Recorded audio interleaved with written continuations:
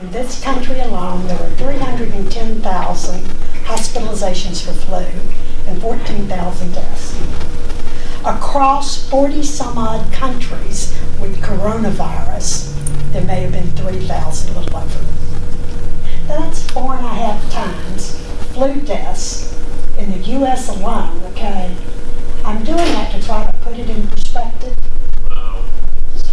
The flu will end up being far worse than coronavirus ever thought of it. This is a panic, okay? Now, the coronavirus, on one hand, is your common cold. Viruses mutate. One of them is the SARS virus, okay? It already, from what little we know, looks worse than COVID-19, okay? We know that 50% that got off of the Diamond Princess cruise ship were infected and did not have any symptoms whatsoever. Just like you can be infected with the flu and maybe not have bad symptoms or have mild symptoms. Now, the reason for the panic is, number one, it's new. And the devil you know is better than the devil that you don't know. Okay? So when we say we don't know everything about it, then people go a little bit crazy. B, it's an election year. And both sides are saying, I could be a better leader, okay?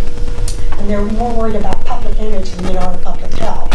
So that stirs up a little bit. Number 3 is we have not had the testing capability. Now, you probably say, why did CDC say only CDC can test until they can get the state labs up? Well, in this lab here, we had early on a physician do a viral test and said, we got a coronavirus. It was a common cold, okay? So you don't want everybody testing unless they know what they're testing for and they got the right thing to get the right coronavirus, okay? So they'll probably start expanding that testing and probably some in the private labs, and they'll let us know when that happens. But right now, there's probably been, when they talk about Washington State, it's probably been circulating for 6 weeks. Have you heard about a whole lot of deaths in Washington State? No. It's probably, hadn't even blipped it like the flu, okay? And I'm not saying this to say that there's not a concern about a coronavirus. It's a new virus.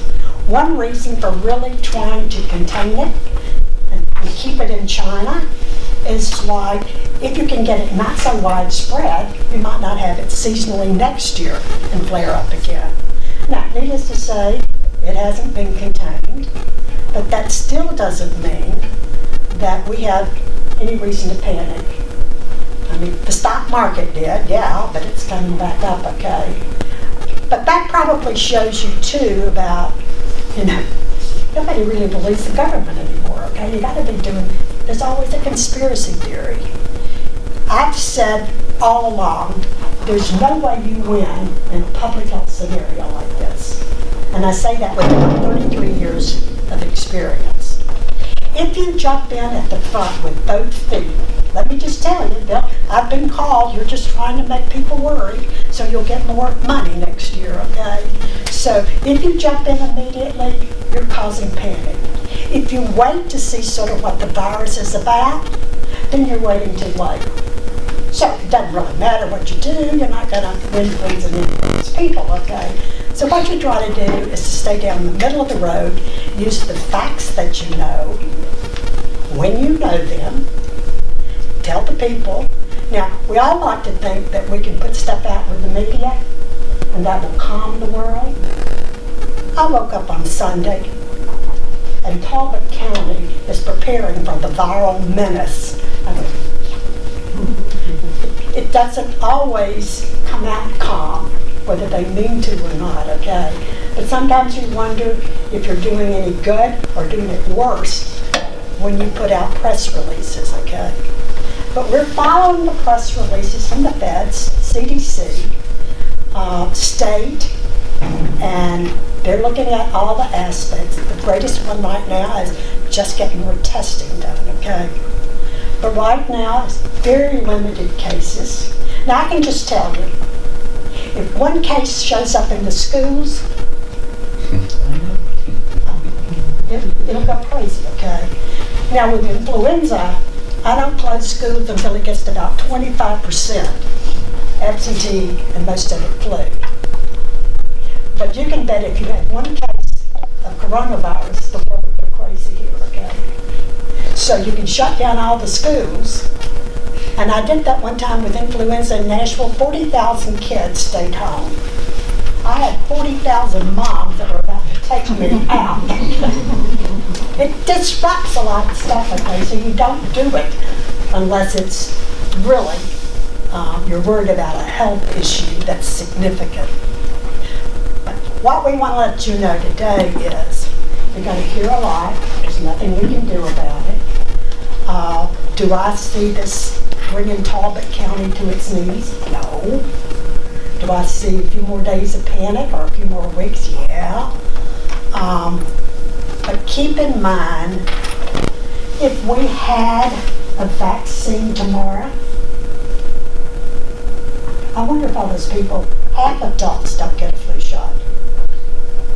But when you don't have a vaccine, woo, we don't have a vaccine, okay? So probably after 2 or 3 years, they wouldn't take that either, okay? But anyhow, you do the same thing that you do with flu. Now, since I sit down, you look around the room and we're all putting our hands around our mouth after we swipe the tables, open the door, and I'll drop my glasses and I'll put the glasses in my mouth after okay? It's crazy. Just don't do that. Take the same precautions. If you don't want to take any more precautions than necessary, stay out of crowded rooms like this. If you're coughing, leave now. No, I don't want to sound like it's not important, because it is, but it's not anything to panic over, okay? We have a new virus. It hasn't infected a whole lot in this country. We don't know if it'll die down like the flu does. Flu's already had 2 weeks going down, and that's pretty much par for the course. Hasn't been a bad flu year, and we still have already had 14,000 deaths. And the vaccine was really as efficient as it usually is, 45 to 55% effective this time. So we consider that good. So hopefully the flu will go and the coronavirus will too, but you never know. It may last for several more months. If it stays like it has now, it will still not be a great threat. But yes, we would still like to contain it, just because it's new, and just because you'd like for it not to be around next year that we have to deal with it. So let me stop now and ask if you have questions. Fredia, you just want to spend a minute, why don't you go, if you just want to go through the normal precautions for flu season, you're kind enough to deal with the county council. Normal precautions for flu season. Do you just want to take a minute? Stay out of crowds. Wash your hands, just like your mother told you, okay? When you're gonna cough or sneeze, do it into your elbow if you don't have a tissue. When you get through the tissue, don't lay down on the desk. Get rid of that sucker, okay? It's got germs all over it. Can't wash your hands. Carry a little bit of sanitary stuff around, okay? It's really the same stuff, and it's the same respiratory virus and it's the same stuff you would do with the flu. Okay? Flu's on the downhill thing, so if this was a month ago, 2 months ago, big events and all are where you have close, and especially indoors, coughing and spewing on each other. That's usually how you get, even with me talking, now you probably can't, I'm not spitting on you, okay? But 6 feet they can float out there and get you, okay? Now, do we have masks? Those are almost useless. I won't say definitely useless, but they do not prevent a little virus going through. I've told people if you really want to wear a mask and you can't find one of those nice looking surgical masks, put a bandana on. But don't let them see you at 7-Eleven. They'll probably pick you up. No, what the health providers use when they know they're really close to people with the virus is a respirator type thing that's fitted to them, okay? And that does help. The mask, a lot of people that use those in other countries, it's air pollution and all this going on too, okay? But people lining up to get masks like you've seen on TV, I'm thinking they're doing more standing in line, spreading the disease, and the mask is going to help prevent it, okay?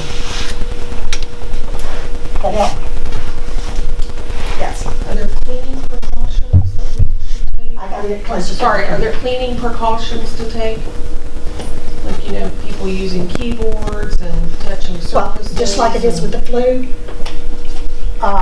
surfaces, and that's the reason they'll tell you to take sanitary wipes or something and do the surfaces, because yes, now in your office, if you're the only one in there and you're not coughing and spewing, your own keyboard is probably okay. When you go to the restroom and you come out of the door, that's the reason people take the paper, dry their hands, and then open in the door, because doorknobs are number one.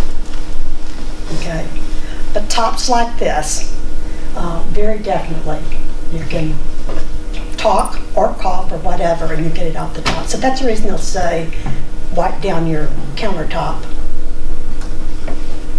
or your surfaces that are exposed. But good question.